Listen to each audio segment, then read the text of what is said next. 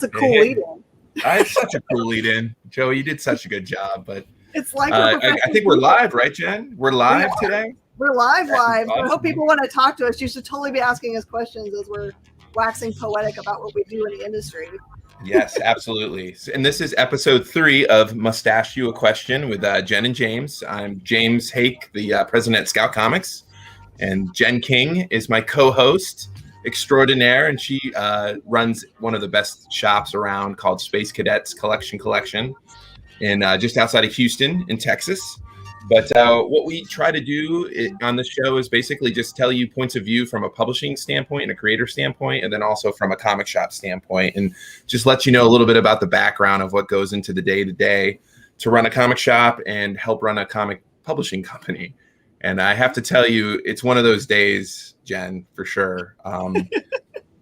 Just with how busy it is, just to give everybody an idea, we're upgrading our headquarters here in Fort Myers with Scout, and we've moved to a new location. We're still keeping the current location that we have just because rent is so darn cheap. Please, I hope my landlord's not listening to this. But word is out. Yes, the word is out. So yeah, we decided to rent a U-Haul and start moving, the thousands and thousands of pounds of comic books. And then of course, today's the day. I was joking around because we're in Florida. It's like, I'm just waiting for that hottest day of the year before we start that move. But it's not as hot as it usually is because it is torrential raining. And normally in Florida, we get like thunderstorms every like afternoon at the same time, like clockwork. Never rains in the mornings.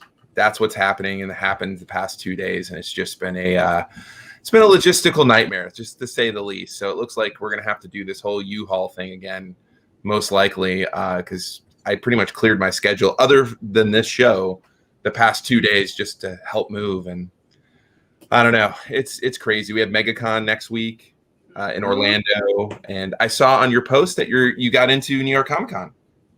No one's more surprised than me. I just, in that part where you apply to be a professional, I just kept on typing things until I'm like, at some point they're going to cut me off for words, right? No.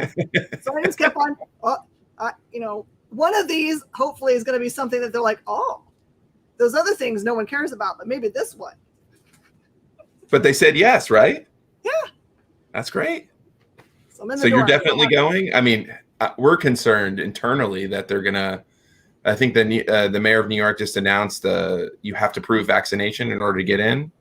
Did you see that? I have my papers. Yes, we have our papers as well. But I don't know that's such a polarizing topic in the United States these days. It's just, is that going to bring attendance down? I mean, might they cancel it altogether? It's such a weird time we live in. That's for sure. It's so weird. No one has any problems with taking off their shoes and then showing everybody their IDs. Yeah. When we go to the airport, it's not really that much different, honestly. Yeah. And don't, like, with your kids with vaccinations, like, in order to, like, I remember my daughter had to get like the gauntlet of vaccinations before going into kindergarten, so yeah, it's just it's a very interesting time for sure. But yeah, I know one of the things that we were going to talk about, I think we're going to pivot today just based on the conversation we had before we went live, was just to talk about organization. So just from our point of view, we have to give everybody how much we've grown, just a little dose, is we have about 2,500 square feet currently at our headquarters, about, I'd say, 1,100 square feet under air where my office is. We have a mail room, a secondary office, and a showroom. And then in the back is not under AC, just tons of storage. And it's 2-story. It has like a mezzanine above it. And we've grown so much that we've had to get 3 storage units that are completely full. And then with the starting of Comic Tags is like a whole nother location that we're putting the comic tags together, where you're gluing the card onto the backer and then putting it in the plastic bag. But we also are putting our title boxes, the things up above me, those are our stations to put those things together to create sets.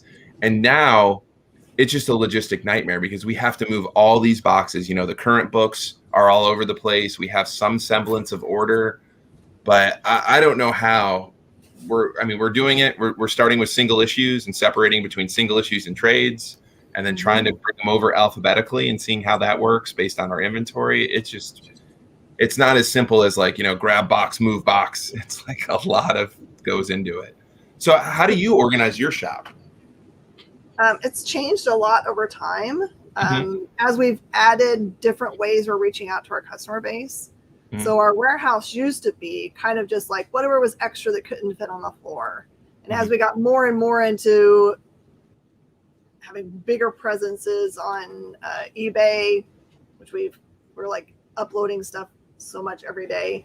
And we added Shopify recently. We figured out that it's easier for us to keep completely separate inventories for those things. So we have a part of our warehouse that's set aside for eBay, part of it that's only Shopify. So if we sell something on Shopify, we know where we're going. The eBay stuff's a little more tricky since we've been on eBay forever, that we have stuff that's out on the sales floor also. And, the warehouse team is troopers for doing that. But really at every stage that we've added, we've tried to get more and more organized so that it makes sense. Because what we used to do is we'd be like, okay, we need a new shelf because we have more stuff. And we'd build a new shelf and put the stuff on it. Yeah. It became a practice in, I knew where everything was and the manager of the warehouse knew where everything was. But if we weren't reachable, then the other people just didn't know. Yeah. You couldn't have someone be sick, if that makes sense. No, that's kind of exactly how it is. I know where everything is. And then Kathy, our man, actually, I think all the girls know it now just because it's so out of shape. But yes, I completely empathize with you there.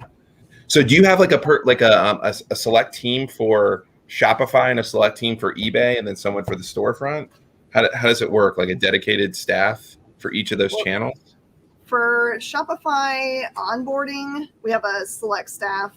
The shipping of things going out tend to kind of like the warehouse staff ends up picking both the eBay and that.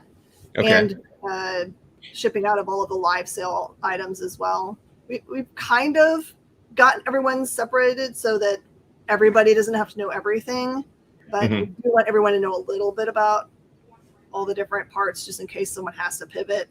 Yeah. We had a big change recently just because of all of the vaccinations and all those kinds of things. There's some people that could no longer be our front staff, so they've rotated to the back and learned a whole new skill set.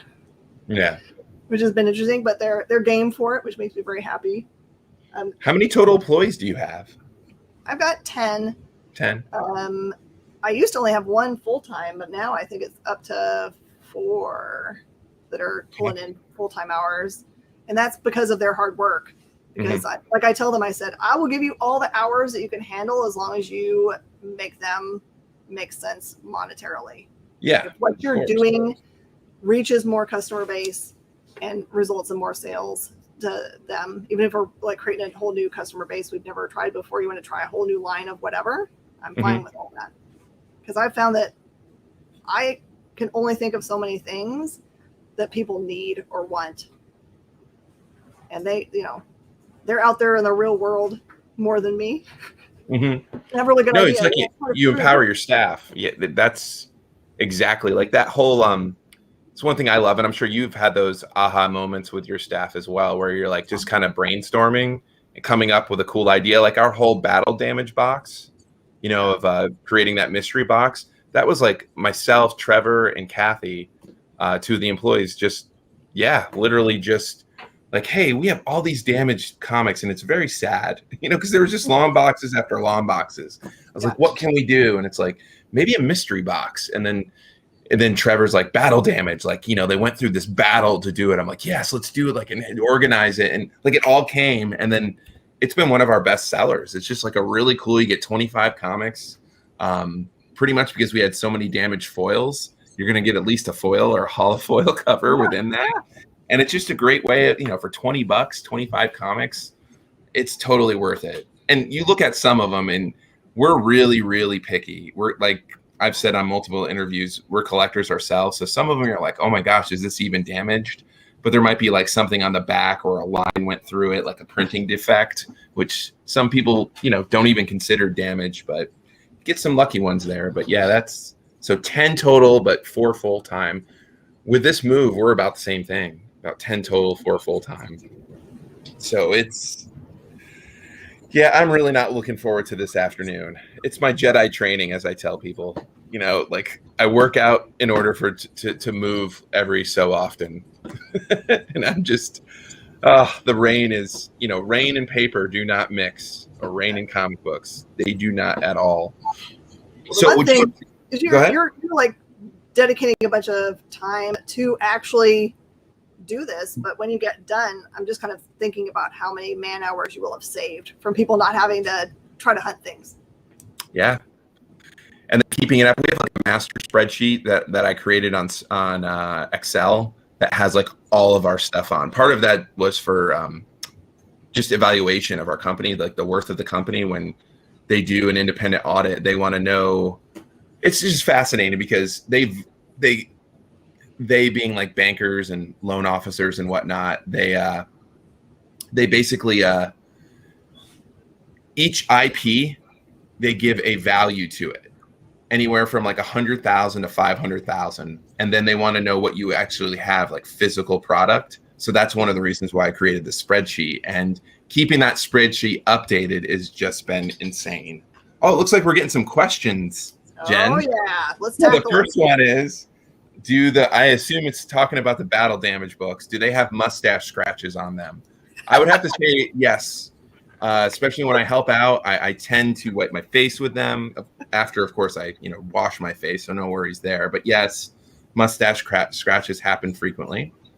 We have another question. It says, as a collector, how organized are either of you? I'm very, very organized. I have do you have comic collection at home, Jen, or is everything at your shop? So I'm one of the weird people in the industry. I know so many people that collect a lot of things that like they use their position as a way to be like first dibs to me, but I don't actually do that. My whole collection is like a long box and a half, and all of that went into my closet probably 10 years ago. So there's nothing new in there from that amount of time, and they're nothing anyone cares about, and they're not organized in any kind of way. They're just things that I love. Really? Yeah. So I have a room, my comic room. It's actually at my parents' house. My parents are living in the house. Once I got married, I kept my house. My parents moved in, and they allowed me to keep one of the rooms as my comic room. And I don't really put them in long boxes. I buy these IKEA Billy shelves. Have you heard of Billy? Yeah. Like, it's like the one shelf you can actually pronounce at IKEA. And like I put them up where they almost look like files, where they are, put in where you, like just, I think one shelf is the equivalent of a long box. So I have them, like this whole room is lined with bookshelves. And of course, because I've been so busy with like all the jobs that I have, like I do have long boxes on the floor, quite a few of them of my newer comics that I purchased, and those aren't organized, but all the ones in the bookshelf are completely alphabetized. And I have toys on the wall that I hang up. It's my nerd room. It gives me comfort. I think I have a little OCD, not where it drives me crazy if things are like not, organized, but when they are organized, like I feel like really comfortable. David Byrne. So we're getting trolled by our Yes, we are.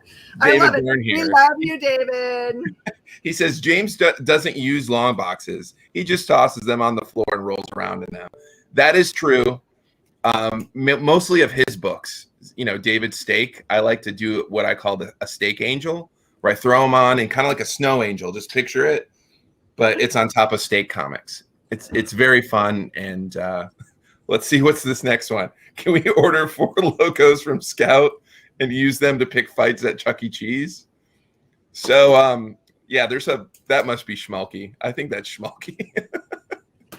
We are totally getting trolled by a fellow Scout people. So I'll give everybody a quick story about, have you heard of that terrible, terrible malt liquor called Four Locos, Jen?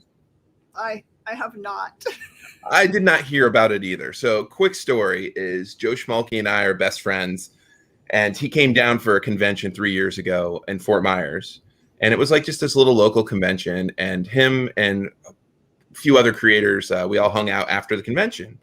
And we had some drinks, and we went to the 7-Eleven next door, and there was Four Locos, and I'd never heard about it. But apparently this malt liquor beverage has been banned in in many, many different states, including Maine, where Joe's is from. So Joe's like, dude, we have to drink a Four Locos. I'm like, I'm not drinking that garbage. And he decides to drink it. And let's just say Joe had a very extreme hangover.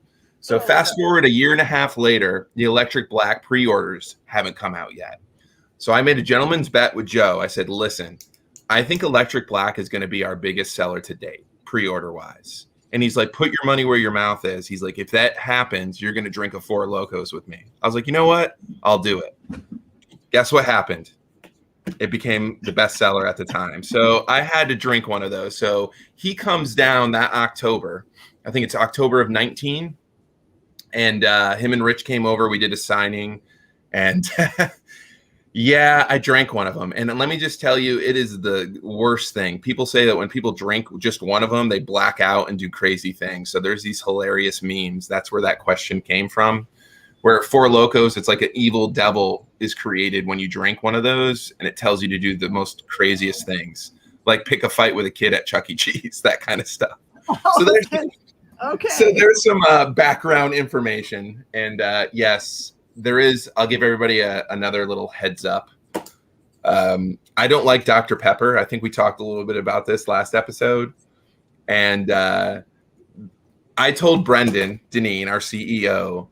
He thinks the mall is going to be set up, and I can't really reveal the info, but he's like, hey, if this happens, you have to drink a Dr. Pepper. And I said, I gladly will. So it's looking like that might have to happen very soon.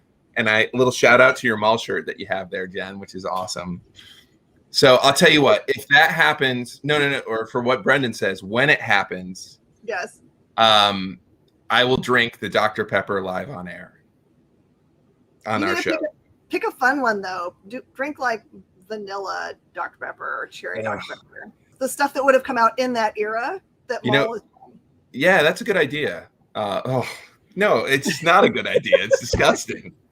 Like, people troll me all the time. They send me like, there's Dr. Pepper baked beans and Dr. Pepper like ketchup and like cereal. It's like, oh, it's just so gross. So I found a really small can. It was about the size of this like little nasal spray.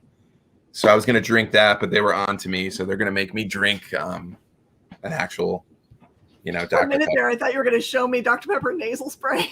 Oh, you know what? There probably is. And it'd probably make your nose bleed unstoppable. Because, Dr. Pepper is just full of asbestos and all kinds of evil stuff. So let's see if there's any other. Let's see if we have any other questions here. Can you pack Florida COVID in each box? That's another Joe question, and the answer is no, Joe. It's very specific. No, can't do that, Joe. Let me see if there's anything else. I think does it come in little swimsuits or? Yeah, maybe.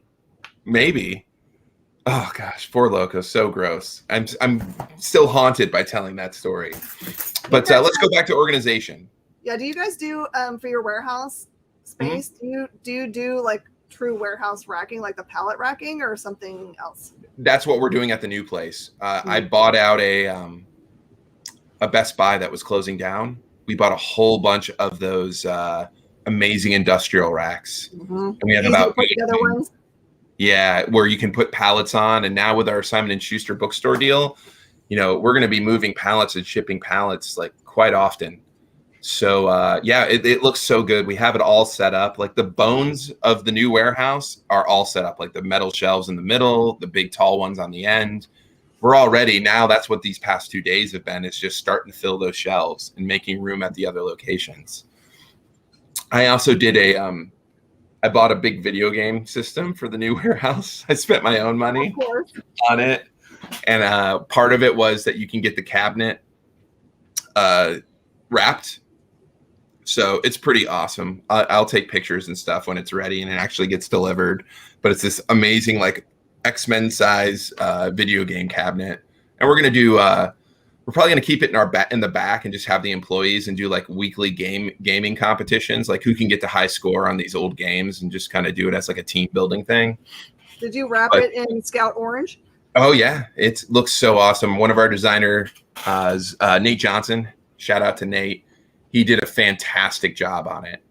I'll post some in the comments, just what it looks at. Actually, it's going to be cooler because the whole idea too at the new location is we have a room that's going to be our studio where we do podcasts like this one. I'm going to restart my podcast I did with Seth Horton, one of the employees here, where we just called it Scout Comics and Entertainment, where we do interviews with like other Scout creators and whatnot. So we're going to restart that. We stopped it when things just got crazy busy. But we're also going to do the live auction stuff, like kind of what you guys are doing. So we're building this room, or this room is going to be dedicated for all of that, where we do original art and different like exclusives through the auction site. So once that happens, like I'm going to give everybody a tour. I can do it. Like we'll do the show from my phone or something, and I'll show everybody what it's. We're getting pretty close. Where our day-to-day is going to be over there. I'd say in about 2 weeks, we'll report at the new location more so than this current one that I'm at. Oh man. So yeah. Like, you guys, is the new location climate controlled at all? It is. The whole thing is air conditioning, which is so huge. Yeah. And I feel like the fact that it hasn't been, we've dodged like bullets, because humidity, which Florida is known for, and comic books don't mesh. And luckily we've been okay with it. It's a real dark warehouse, so it doesn't get too crazy hot. We have some fans hooked up as well, but having it all climate control is such a game changer. Such a game changer. Yeah, that was a big thing about ours. Since ours is we basically, we're in a strip mall that's an L shape, and our warehouse is the middle part of the L that they continue down into a breezeway. And if it wasn't like that, then it would be a hot storage. And I don't think my staff would be down for that. It's nice for it to have. This is actually, the warehouse is colder than the rest of the store, which really, it's kind of like a basement feel. Yeah, it's the both air conditioners work the best back here. The space that we have, we're kind of like you. We're in a space that's amazing and inexpensive, but it's also decades and decades old. So there's so much stuff that just needs to get fixed, but nothing can get fixed until you renegotiate your next lease. Yeah, it's something else. One of the questions we just got asked, what's the new spot like? It's awesome. It's right on the main road, because I don't know if I've told you this, Jen, but our current space is off the beaten path, really, because our main focus was shops like yourself or direct to consumer, right? Really wasn't opening the showroom. But before COVID, when we were open, I mean, we would generate a decent amount of money of people coming in and purchasing stuff, which was awesome. We're going to reopen with the new one. It's going to be on main frontage of Metro Parkway, which is a main road here in Fort Myers. And it's going to be right off the main road. Again, 5,000 square feet. We've partnered with, I haven't really announced this, but I'll go ahead and do it here. Sure. We've partnered with this company. It's a husband-wife team called Comics on Coffee. Have you heard of this? I've heard of Comics and Coffee. Oh, so this is Comics on Coffee. So what they've done, they're a brewer, a coffee brewer, and they've been doing it for many, many years here in Fort Myers and Sanibel, which is Sanibel Island is like right off the coast of Fort Myers.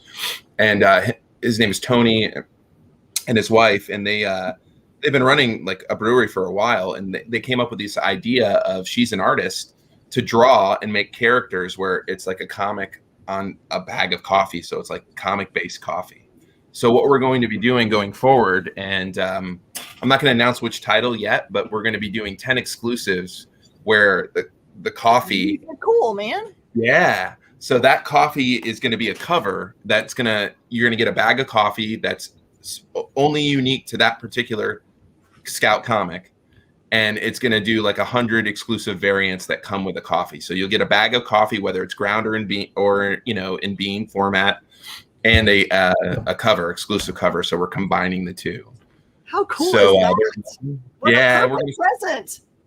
Yeah, it's like a perfect present, right? And it has collectability to it. And their coffee is amazing. So since we've like formed this partnership, they've been dropping off coffee to myself and the staff. And they have, I mean, it's incredible. And now they're doing K-Cups too. So I was really, until we have this full staff, I would just get the K-Cup or the Nespresso. That's kind of my coffee of choice because they're single serve. But now everybody here drinks coffee. So we've been, doing the regular pots of coffee. And man, their coffee is so good. But we have some really cool ideas. We're going to have like books that it's going to be clever. The name of the coffee, it ties into the book. So really, really cool stuff that we're going to be doing. We're going to do signings, but on our grand opening, which I think is going to be in October, who knows? Don't hold me to that, anybody who's listening.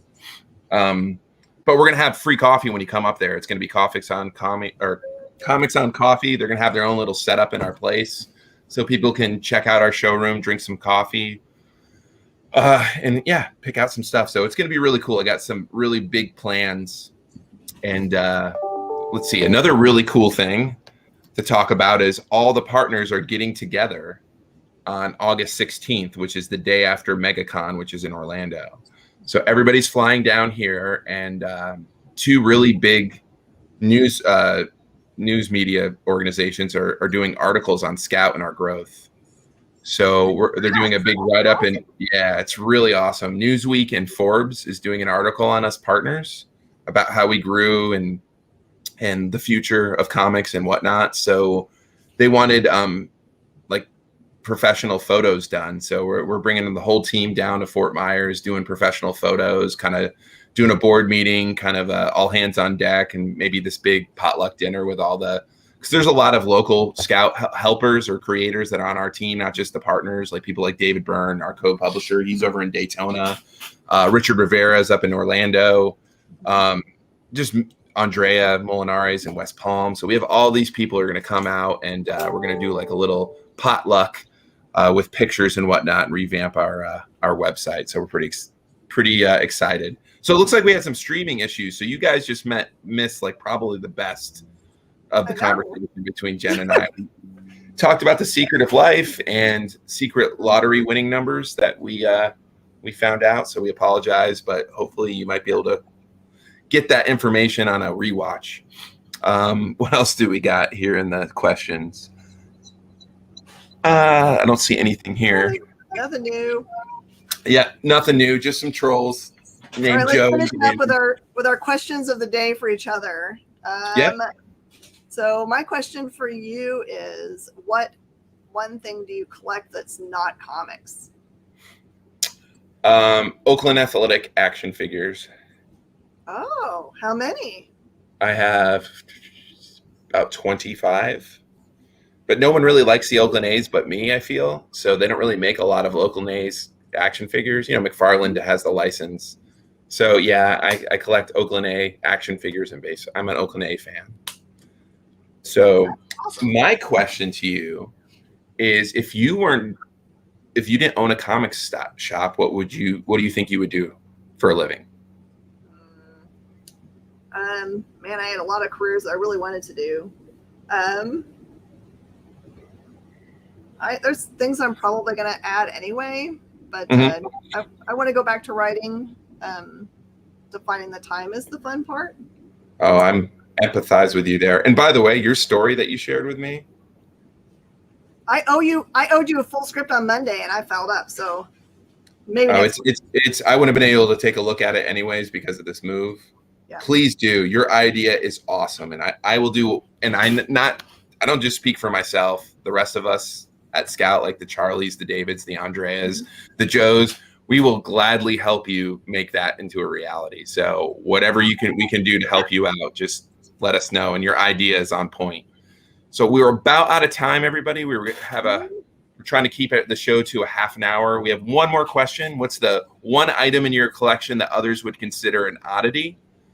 Mine's going to be Gyro Man, which is my only Spanish comic that my sister bought when she was living abroad in Spain. I still have it. It's very weird. I don't understand it, but it's so awesome. So that's the very weird thing in my collection. What about you, Jen? I guess maybe this isn't an oddity, but before I had the store and when I was still doing antiques to kind of like fill the time while the boys were young, I obsessively collected like ceramics that had the rocket that is now our symbol on them. Oh, very cool. Weird rocket ceramics. That is cool. How many do you have? I think I've only got maybe 4 or 5, but they're pretty expensive when you get back to the 50s and 60s, when that kind of rocket was in vogue. Very cool. Well, again, thank you guys for joining us. It's very cool, our live session. So we're, come back, see us. we'd love to answer questions. And again, it's been another great episode, and I'm off to, I could talk all day, and I much rather talk than move, but I can hear him in the back dropping stuff. So there might be some issues back there. But thanks again, everybody, for watching Mustache You Question with Jen and James. And we'll see, hopefully, knock on wood, see you next week. Safe moves. Yes. Talk to everybody later.